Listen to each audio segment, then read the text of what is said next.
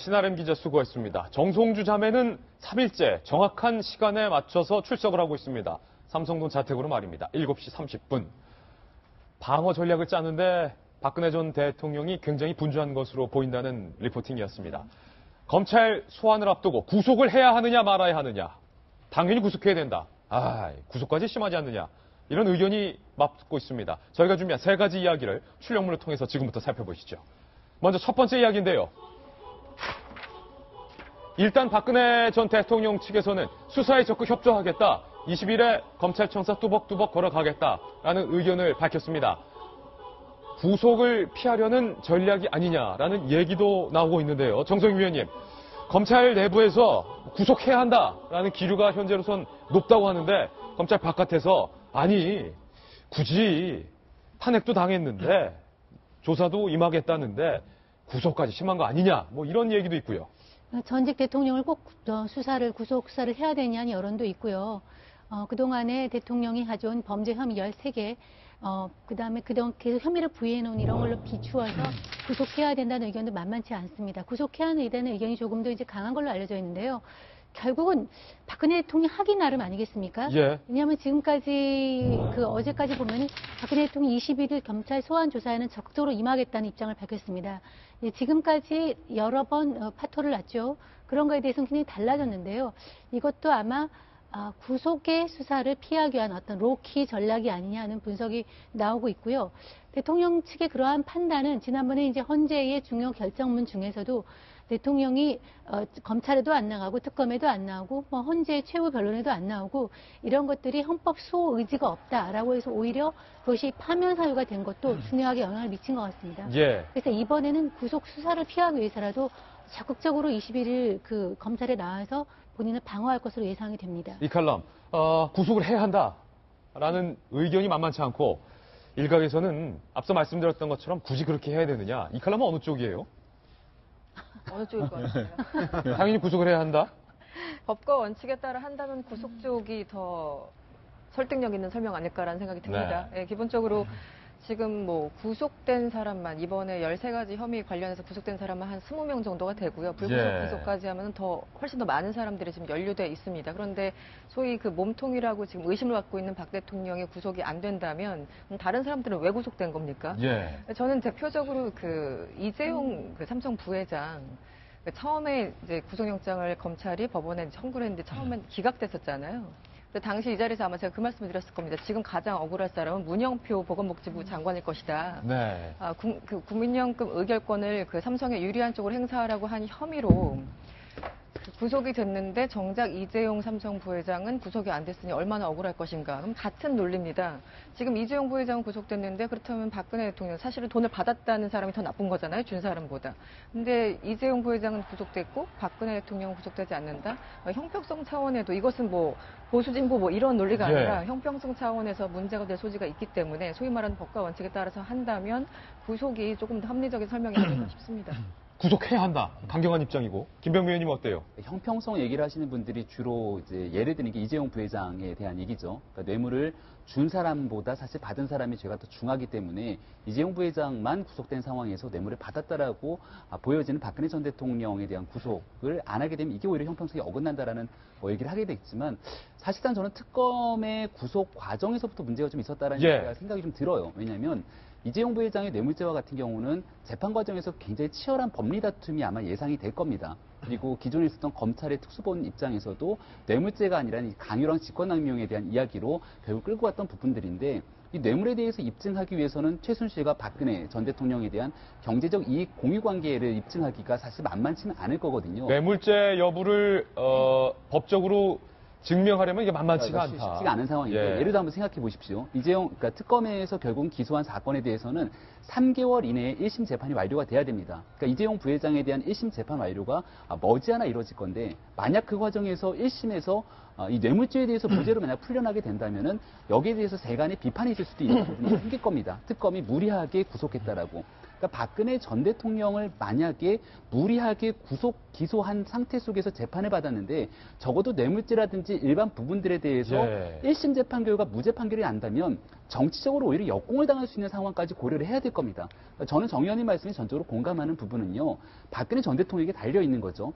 그러니까 검찰의 소환 조사에 굉장히 성실하고 당당하게 응해야 될 것이고 그런 과정 속에서 전직 대통령에 관한 예우 차원에 충분히 구속하지 않고서도 조사할 수 있는 방법들이 있을 건데 이거를 무조건적으로 구속해서 수사를 해야 된다는 부분들에서는 조금 조심스러운 접근이 필요하다 이렇게 보여집니다. 무조건 구속하는 거는 검찰이 다소 감정적으로 들이대는 걸 수도 있다. 검찰도 부담스럽다. 예. 검찰도. 상호 부담스럽다. 삼성동 자택 저희가 분위기 연기를 드리고 있는데 현지 취재한 기자의 전언에 따르면 박근혜 대통령이 구속이 돼서 수사를 받는 것에 대한 상당한 부담감을 갖고 있다라는 내용을 전해 들었습니다. 구속만큼은 피해보자. 박 전 대통령 측은 이런 판단을 하고 있는 것 같습니다. 21일 검찰에 소환돼서 과연 박근혜 전 대통령이 어디서 어떻게 조사를 받게 될까요? 저희가 그래픽 한 장을 만들어봤습니다. 함께 보시죠. 서울지검에 박근혜 전 대통령이 조사를 받게 되는 조사실은 4평 아주 좁은 조사실입니다. 4평짜리. 평이라는 단어를 잘 안 쓰지만 4평짜리 조사실에서 박근혜 전 대통령이 조사 테이블 맞은편에 앉게 되고요. 옆에는 변호인. 그리고 영상 녹화실 안에는 한웅재 부장검사와 이원석 부장검사가 조사를 하게 될 가능성이 큽니다. 이 좁은 공간에 속기사가 옆에서 치게 되고요. 옆에 있는 카메라로 실시간 영상을 녹화하게 됩니다. 그래서 이 영상 녹화를 언제든 실시간으로 돌려볼 수 있다는 거죠. 어디서? 이 유리창 바깥에서. 시청자 여러분들도 이제는 영화 등에서 접하셔서 잘 아시겠지만 밖에서만 이 안을 들여다볼 수 있는 유리창으로 4평짜리 공간은 사실 분할이 되어 있습니다. 유리창 안에서는 바깥을 볼 수 없게 되어 있는 거죠. 바깥에서 조사되는 상황을 실시간으로 지켜보고 있는 겁니다. 영상을 보고서 잠깐만. 아까 질문에서 박 전 대통령 대답이 이번 질문과 다르지 않아? 야, 돌려봐. 바로바로 영상을 돌려볼 수 있다는 거죠. 윤태호 실장님. 그러니까요. 과거에 이제 노무현 전 대통령 수사를 받을 때 보면은 저 앞자리에 있는 게 우병우 수석사. 이 자리에 우병우 수석이 그렇죠. 당시에 수사관이었으니까. 그렇죠. 예. 그리고 이제 바깥쪽에서는 이인규 당시 중수부장이 있으면서 녹화된 걸 보는 게 아니라 바로 이제 실시간으로 봐요. 그렇죠. 해외 TV 통해 가지고 이제 말씀하신 대로 이제 수사 지시, 뭐 보강 지시를 내리고 이제 그런 식인데, 박 전 대통령이 제가 볼 때 지금까지 제일 싫어했던 게 질의응답 같은 거지 않습니까? 질의응답. 임기 때도 그렇고, 그 다음에 직무정지 기간에도 그렇고, 뭔가 뭐 기자들이 묻고 답하는 거를 계속 피해와가지고 좀 일이 커진 면도 있었지 않습니까?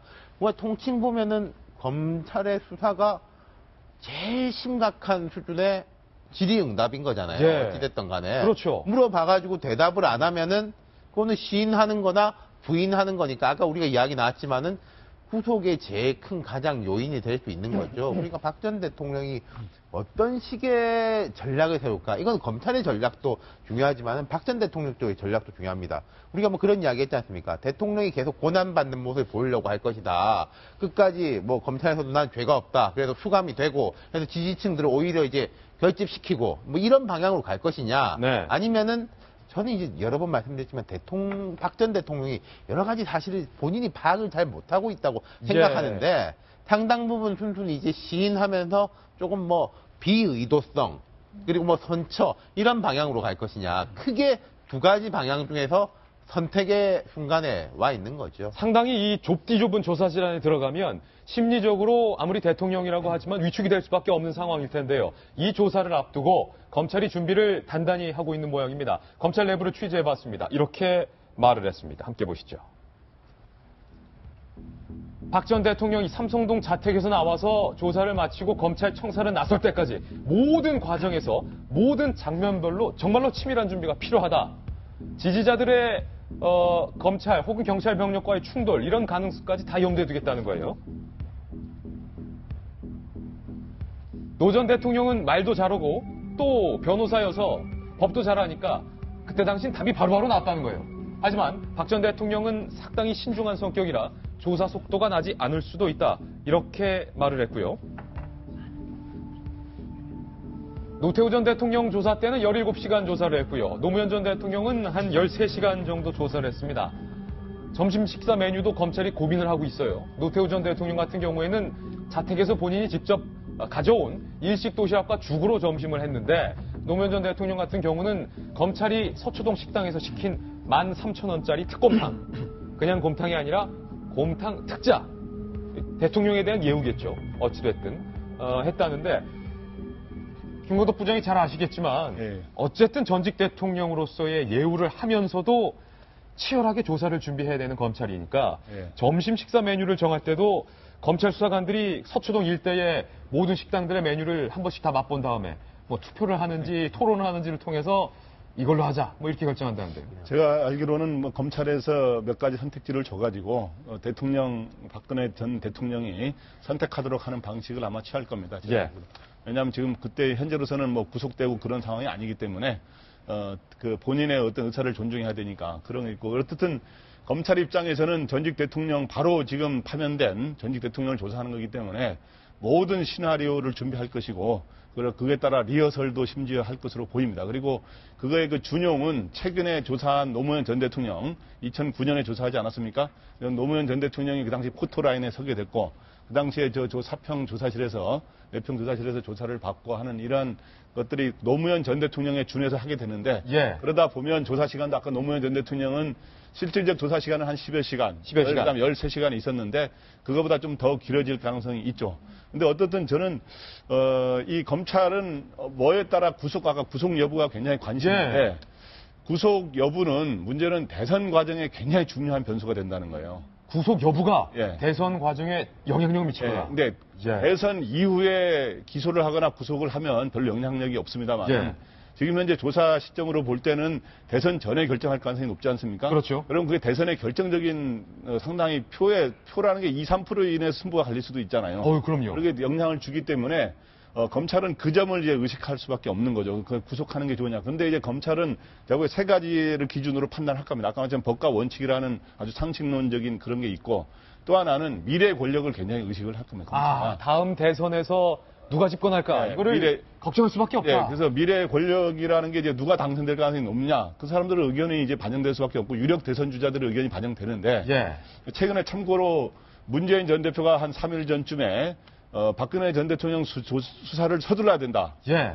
그런데 검찰이 그거에 거의 맞춰서 통보하는 그런 모습을 봤는데 바로 소환일자 통보했어요. 그것 때문에 그렇다고 보지는 않습니다만은 그럼 검찰이 그러면서 문재인 전 대표의 눈치를 보는군요. 문재인 전 대표를 비롯한 유력 대선 주자들의 의견을 참고하지 않을 수는 없는 거죠. 제가 보기 정치 현실상. 그리고 또 하나는 그때 문재인 전 대표가 뭐라 그랬냐면 그러나 대선 주자들은 구속 여부에 대해서 가타부타 이야기 안 하는 게 좋겠다라고. 예. 왜냐하면 그거 말했을 때 여러 가지 파장이 있거든요. 그러니까 또 하나는 민심의 흐름을 볼 겁니다. 여론의 흐름. 그거는 이제 그래서 여론의 흐름은 현재로서는 아마 이제 구속 찬성이 더 많은 거로 현재 알고 있습니다. 그게 이제 일부 샤이 보스들은 의견을 안 낸 거 아니냐는 의견도 있고 그래서 앞으로 어떻게 추이가 되느냐 어떻게 하는데 어쨌든 저는 기본적으로 검찰이 아주 어찌 보면 상식에 관한 이야기지만 법과 원칙에 따라서 그리고 대선에 대한 미치는 영향을 어느 정도 참고를 해서 예. 잘 결정하는 게 바람직하다고 생각합니다. 요즘은 검찰에서 벽 보고 서 있어. 뭐 그런 거 안 하죠. 당연히 검찰에서는 지금 뭐 일반 피의자들 조사도 이제 그렇게 안 하죠. 그렇기 예. 때문에 이번에 최순실 같은 경우도 계속 뭐 항상 부인하고 모르쇠로 일관하고 있는데도 뭐 최순실 뭐에 대해서 무슨 뭐 본인이 강압 수사를 이야기했습니다만은 뭐 특별한 얘기 없지 않습니까? 예. 검찰의 고민이 이만저만이 아닐 것 같습니다. 과연 박근혜 전 대통령을 구속하게 될지 아니면 구속은 안 하게 될지 조금 더 지켜보겠습니다. 두 번째 이야기 출연물을 통해서 공개합니다. 전관을 찾습니다. 이게 무슨 얘기냐면요. 삼성동 자택 저희가 연계를 해서 분위기 전해드렸지만 노련한 검찰들을 상대로 한 관록 있는 형사재판을 대비한 변호사가 필요한데 지금 대통령의 대리인단, 변호인단들은 그렇지 못하다는 겁니다. 어제 정성희 위원께서 최고의 변호사를 한번 꾸렸으면 좋겠다라고 말씀하셨지만 김병민 의원님, 네. 현실은 녹록지가 않아요. 검찰 출신의 노련한 변호사들을 박근혜 전 대통령 측이 다 접촉을 했는데 지금 최재경 전 수석을 포함해서 다 고사했다면서요. 나 안 하겠다. 어저께 우리 패널들이 예측했던 것처럼 최재경 전 수석은 결국 고사했던 걸로 알려져 있죠.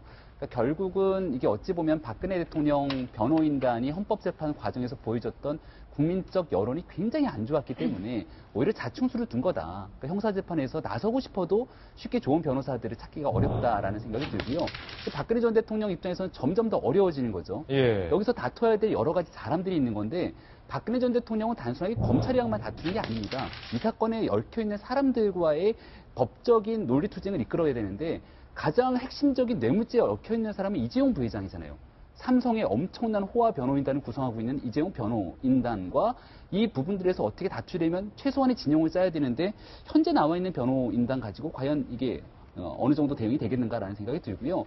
저는 박근혜 전 대통령이 결국은 이러한 수사를 받는 과정에서 또 가장 중요한 핵심적인 인물은 안종범 전 수석인 것 같아요.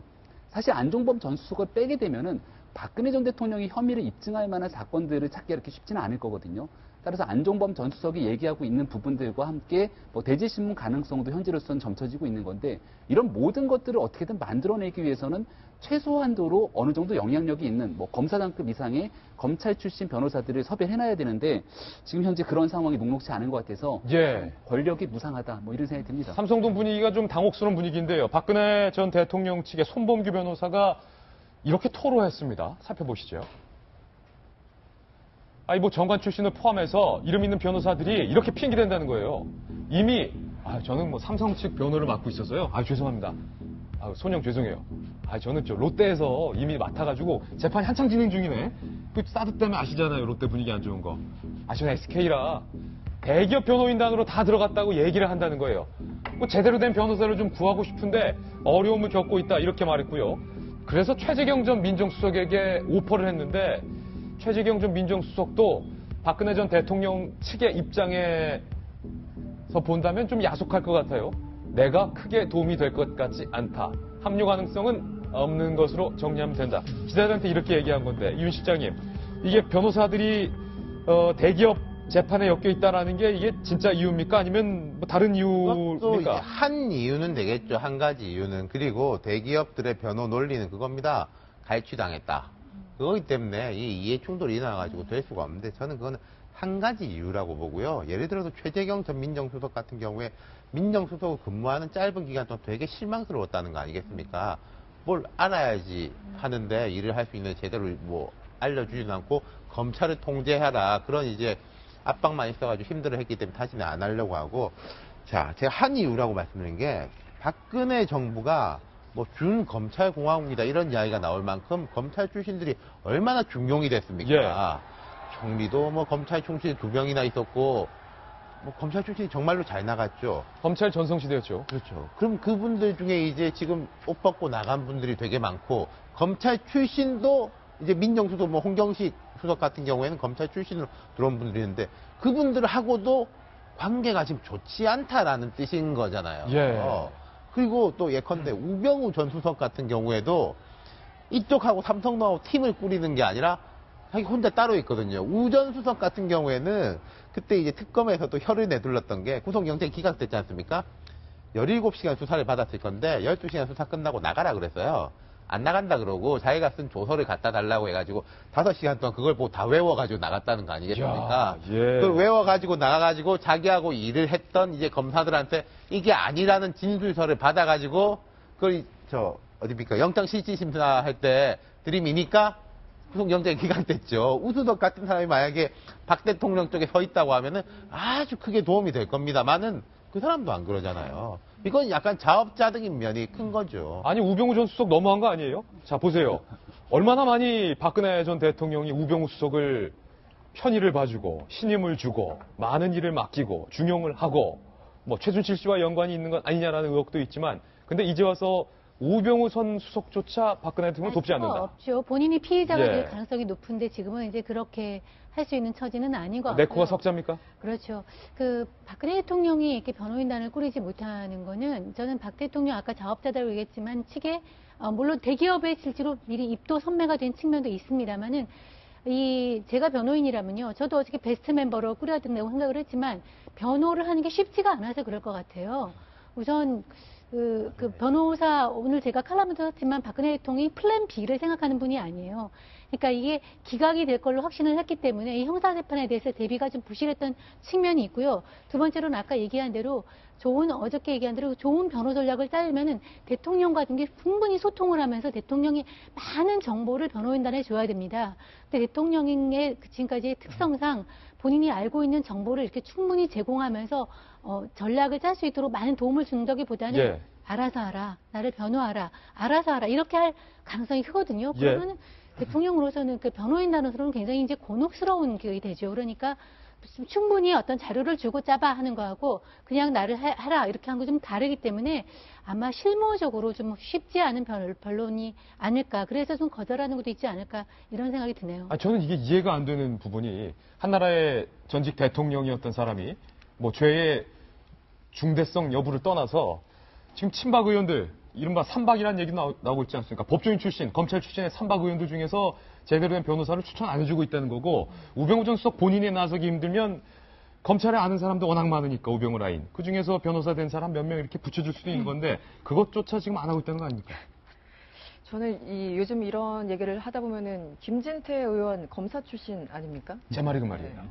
아니 지금 대선 출마할 게 아니라 변호인단하고 손들고 나와야 되죠. 그 예. 양반은. 그런데 결국은 지난번 태극기 휘두르면서 집회에 나갔던 것은 결국은 자신의 대선 출마를 위한 어떤 포석이었다라고 의심할 수밖에 없는 그런 상황.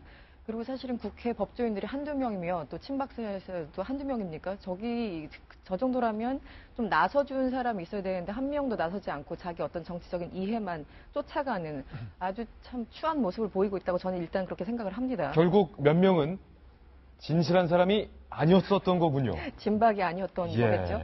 근데 저는 이제 그런 게 있을 겁니다. 앞에서 이제 말씀을 많이 하셨죠. 이제 대통령이 본인이 기억하지 못하는 것도 있고 또 속 시원하게 털어놔야지만 이쪽에 변호가 가능한데 그것도 안 되는 부분도 있지만 가장 결정적으로는 뭐 여론이고 뭐고 이제 둘째치고 헌재 변론 20차례가 있었잖아요, 총.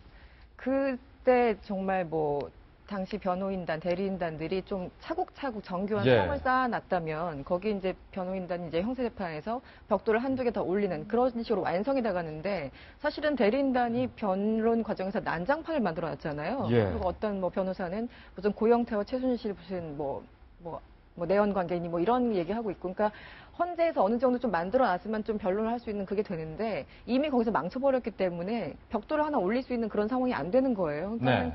여러 가지 실무적으로도 그렇고 여론을 봐도 그렇고 뭐 다른 뭐 기업에 얽힌 그런 것도 그렇고 그러니까 여러 가지가 사실은 그 거부할 수 있는 명분을 만들어주는 그 모든 것을 다 갖출 수 있는 상황이 아닌가라는 생각이 듭니다. 네. 이 정부에서 영화 변호인이 블랙리스트의 대상 아니었습니까? 그렇죠. 그런데 이제는 마땅한 변호인을 못 구하고 있으니 정말로 아이러니한 상황입니다. 붉은 꽃은 시비를 가지 않는다. 환무시비롱이란 권력무상의 말이 생각이 나는데요. 엎친 데 덮친 격입니다.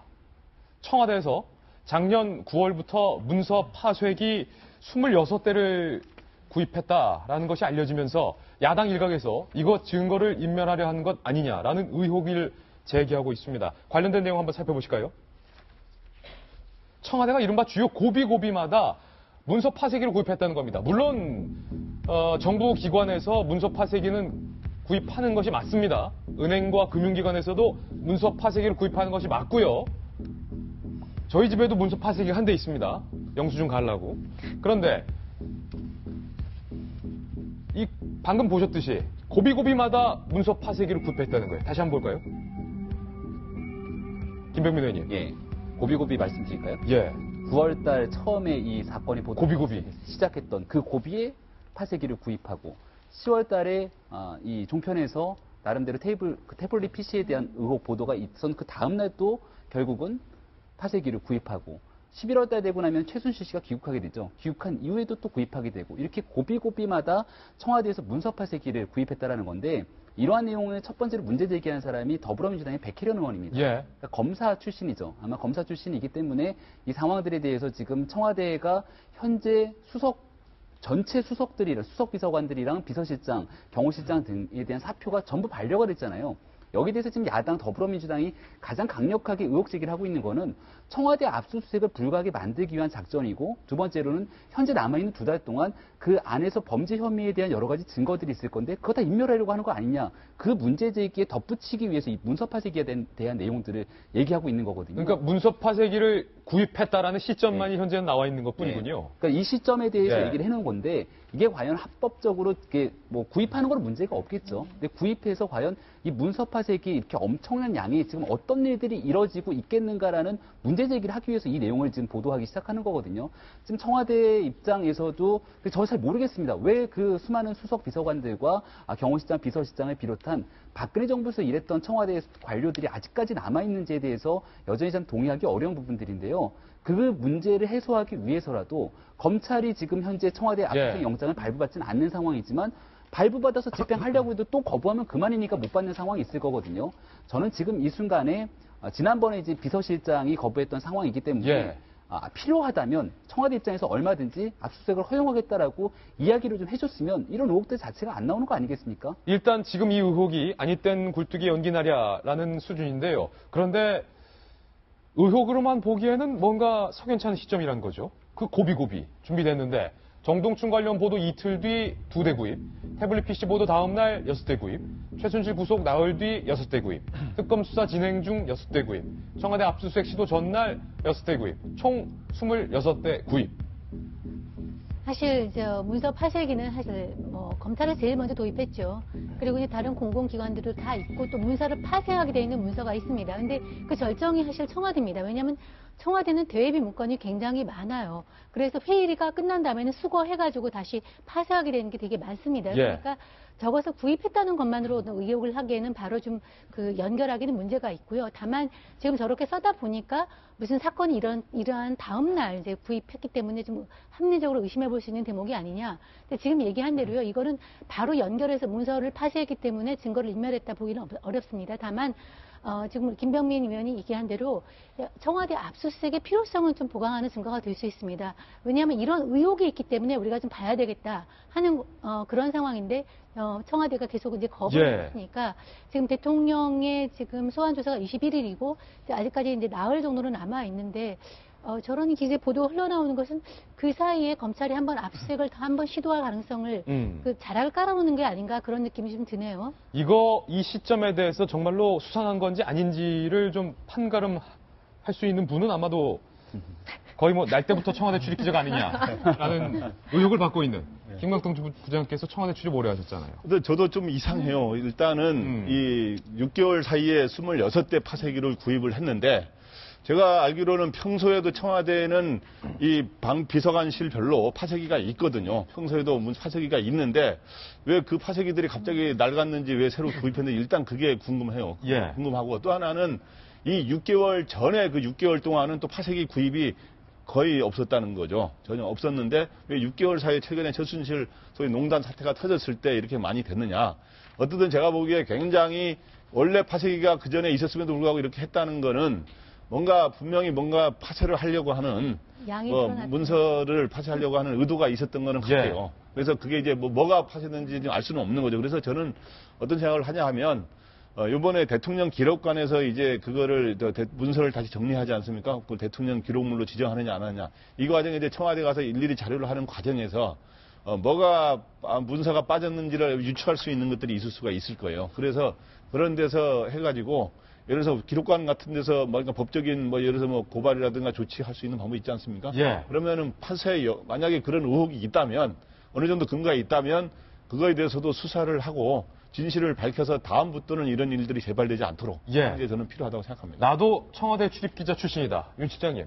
사실 이 정부에서 증거를 인멸하거나 파쇄하려 했던 시도를 했던 적이 있었죠. 휴대전화, 전자레인지에 돌리거나 부수거나 교체하라. 이 두 가지를 지적하고 싶은데요. 최근에 어떤 보도가 있었냐면은 미등록 문서가 되게 많다는 겁니다. 현 청와대. 무슨 말이냐면 청와대에서 이제 문서를 만들면요. 작성자하고 문서 번호하고 이거를 이제 다 써가지고 하나하나 보관을 하게 되어 있습니다. 그러면 이걸 누구 임의로 그거를 파쇄하면은 큰 처벌을 받죠. 근데 이런 문서들을 만드는데 문건 번호를 안 만들고 작성자를 안 만들고 그런 식으로 하는 문서라는 거예요. 그게 이제 옛날에 처음에 나왔던 그 누구죠? 정비서관 문건에 그 휴대폰에서 찍혔던 뭐 행동 지침 같은 거 있잖아요. 정호성. 예. 이게 딱 보니까 이거 뭐 민정 쪽에서 만든 것 같은데 주체도 없고 뭐도 없고 그런 식의 이제 문서들이 많다는 건데 이런 파쇄기는 그런 용이겠죠. 만약에 그렇게 쓴다면은. 그리고 두 번째 지적하고 싶은 거는 청와대에서 총무비서관이 되게 중요한 자리입니다. 총무비서관은 이메일 같은 것이 외부의 이메일을 보내고 하려면 총무비서관의 승인을 받아가지고 보내야 돼요. 근데 지금 이재만 전 총무비서관 이후로 그 자리를 누가 앉아 있는지 이런 부분을 어떻게 하는지 이건 지시는 누가 하는지가 밝혀진 바가 전혀 없습니다. 청와대 구조도나 인사가 구체적인 부분에 대해 가지고 황교안 대행이 엊그제 사표 다 반려했지 않습니까? 저는 한광욱 비서실장도 이런 부분에 대해 가지고 그 자리에 앉아 있으려면 이제는 공개하고 설명을 해야 될 책임이 있다고 생각해요. 기관의 비서실장이지 않습니까? 파쇄기 왜 샀는지. 그렇죠. 예. 대답할까요? 안 할 것 같아요. 세 번째 이야기로 넘어가겠습니다. 어쨌든 박 전 대통령 측에서는 일종의 작은 악재가 될 것만큼은 분명한 것 같습니다. 세 번째 이야기 공개합니다. 삼성동 주민이 삼성동 일대에서 이른바 집회나 시위를 금지해달라라는 탄원서를 강남구청에 제출했습니다. 그런데 이런 분위기 속에서 신현희 강남구청장이 박 전 대통령의 마중을 나갔고 화환까지 보냈다라는 것이 알려지면서 이게 논란이 되고 있는데요. 왜 화환을 보냈는지 강남구청 측에 문의를 해봤습니다. 그러자 이런 답변이 왔는데요. 신현희 구청장이 삼성동 사저로 간 것은 박 전 대통령이 강남 구민이기 때문에 구청장으로서 나가본 것이다. 별다른 뜻은 없었다. 만약에 서대문 구민이라면 신현희 강남구청장이 안 나갔을 것이다. 이런 얘기죠. 그러면서요. 박 전 대통령이 강남 구민이었다가 4년여 만에 강남구의 품으로 돌아왔으니까 인간적인 측면에서 화환을 보낸 것이다. 이렇게 설명을 했습니다. 그러자 즉각 반박이 나왔습니다. 강남구의원인데요. 강남구청장이 챙겨야 할 사람은 박 전 대통령이 아니라 시위로 안전의 위협을 받고 있는 삼성동 주민과 삼릉초 학생과 학부모들이다. 뭐 이런 비판이 나왔습니다. 이 칼럼, 신현희 강남구청장이 마중 나간 것, 그리고 화환 보낸 것. 뭐 개인의 선택이라고 할 수 있으나 이게 개인 신현이나 아니면 강남구청장 신현이냐에 따라서 달라지겠죠. 그런데 뭐 인간적인 차원에서 뭐 마중을 나갔다? 모르겠습니다. 거기까지는 사실 저는 둘 다 이해가 안 가요. 둘 다 이해가 안 가는데 뭐 마중 나가는 거는 뭐 여러 가지 맥락에서 갈 수 있지만 화환은 굉장히 적극적인 거잖아요. 예. 네, 화환까지 간 거는 좀 지나치다. 아, 저 화환이군요. 네, 저건가 봅니다. 그런데 아, 저건 아니랍니다. 아닙니까? 네. 신현희 구청장 말고도 많은 분들이 화환을 보내고 있으니까요. 네, 뭐 선물 꽃을 막 보내고 있죠. 그런데 어쨌든 강남구청장이라는 직위를 이용해서 어떤 화환을 보냈다라면 좀 논란이 될 수 있겠다라는 생각이 들고요. 이제 이거는 어쨌든 개인적인 선택이라서 이제 그렇다 치고 아까 말씀하신 것처럼 문제는 지금 그 삼릉초등학교 학생들의 신변 위협을 느껴서 학교에서 공지까지 내면서 부모들한테 아이들 잘 챙겨라. 모르는 사람이 뭐 가자 그러면 따라가지 말아라. 이렇게 구체적으로 지금 공지까지 내리면서 아이들 굉장히 걱정하고 있는 거잖아요. 예. 더구나 주민들이 지금 민원까지 넣고 있고 탄원서 제출하고 있고 뭐 학부모들은 뭐 말할 것도 없고 사실 강남구청장이 챙겨야 될 사람들은 말 그대로 주민들입니다. 그런데 경호까지 확실하게 받고 있는 박근혜 전 대통령을 인간적인 측면에서 가서 저렇게 본다? 저거는 조금 그러니까 본인이 일단 해야 될 일을 하고 했으면 문제가 안 될 텐데 그렇지 않기 때문에 설명이 좀 부족한 것이 아닌가라는 생각이 듭니다. 네. 이 화환의 의미가요. 김병민 의원님, 보통 화환은 뭐 위로의 의미, 환영의 의미, 존경의 의미, 뭐 많은 의미를 담고 있지 않습니까? 신현희 구청장이 보낸 화환은 어떤 의미를 담고 있는 건가요? 뭐 본인 입장에서는 강남 구민으로 다시 돌아왔으니까 돌아와줘서 반갑다라고 얘기를 하고 있는 건데 좀 적절치는 않았다라고 봐요. 그러니까 예를 들어서 저는 반기문 전 총장이 유엔 임기 10년을 마치고 금이 환영 정치적인 목적 때문에 바라보는 시간이 좀 달랐겠습니다만은 적어도 10년의 임기를 마치고 동작구의 자택으로 돌아왔을 때 동작구청장이 유엔의 임기를 마치고 우리 구로 다시 돌아와서 고맙다라고 화환을 보냈으면 저는 그거 누가 뭐라고 얘기를 하겠습니까? 예. 박근혜 전 대통령 같은 경우에는 기본적으로 대통령의 임기를 성실하게 다 마치지 못하고 파면당한 대통령이라는 상징적인 의미가 있고 두 번째로 시점상으로 대통령이 헌재 선고 이후 어떤 메시지도 전달하지 않았거든요. 말 그대로 법치주의 근간인 헌재의 최종적인 선고를 승복한다라고 겸허하게 받아들인다는 메시지까지 없었던 상황에서 박근혜 전 대통령을 저 자리에 나가서 좀 맞이했다라는 것 자체가 조금 논란의 소지가 있을 수 있고 더 결정적으로 제일 중요한 거는요. 지방자치단체장이 해야 되는 역할들은 어마어마하게 많은 일들을 하게 됩니다. 말 그대로 저기에 대해서 지금 집회나 시위하는 사람들에 대한 도시 안전을 경찰이 책임지자고 얘기를 하지만 거기에 대한 CCTV 관리에 대한 문제라든지 도로에 대한 불법 점유의 문제라든지 이런 것들은 또 강남구청장의 역할일 수도 있는 거거든요. 그러니까 말 그대로 학부모들이 제기할 수 있는 여러 가지 민원 속에서 지역민들에 대한 소란과 안전을 책임져야 되는 입장 속에서 박근혜 전 대통령보다는 삼성동에 있는 주민들과의 소란과 마찰이 없도록 해결하기 위한 노력으로서의 구청장의 모습을 국민들은 적어도 기대했을 건데 거기에 기대에 부응하지 못했던 점에 대한 비판의 소지가 좀 있지 않을까 싶어요.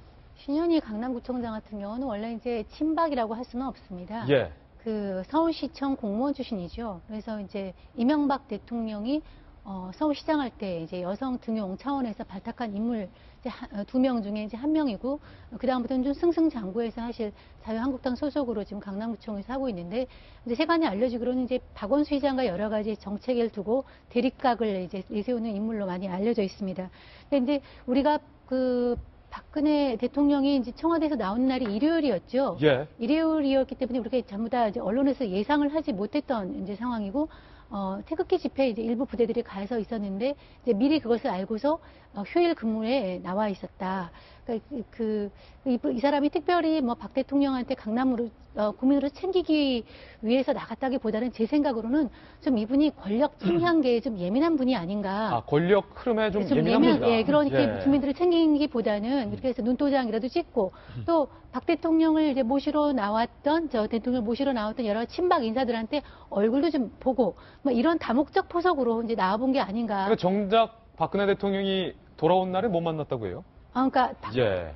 전 대통령 같은 경우는 신현희 구청장은 잘 모를 것 같은 느낌이 들어요. 예. 그러니까 개인적으로 잘 챙기거나 뭐 이름을 잘 모르는 사람이 아닐까 하는 생각이 드는데 신 구청장 같은 경우는 여러 가지 그런 거에 예민하니까 나와서 꼭 박 대통령이 아니더라도 그 주변에 있는 사람이라도 눈도장으로 찍으려고 나와본 걸로 볼 수 있을 것 같습니다. 예. 뭐 어찌됐든 저찌됐든 뭐 개인적 차원으로 화환을 보냈다고 하니까 이것이 뭐 정치적인 문제가 되지는 않을 것 같아요.